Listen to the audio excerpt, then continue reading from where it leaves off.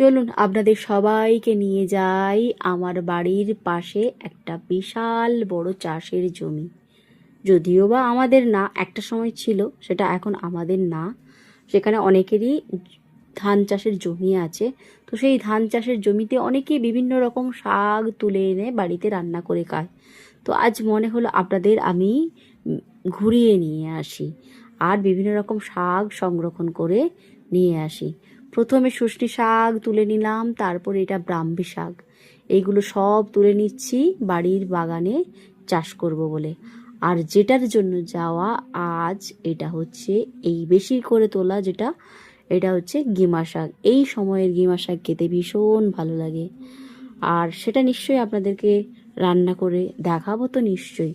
এইগুলো সব তুলে নিয়ে বাড়ি চলে এলাম। আর দেখতে হবে তো গিমা শাক কীভাবে রান্না করতে হয়, এটা আপনাদের তুলে ধরবো। টাটা।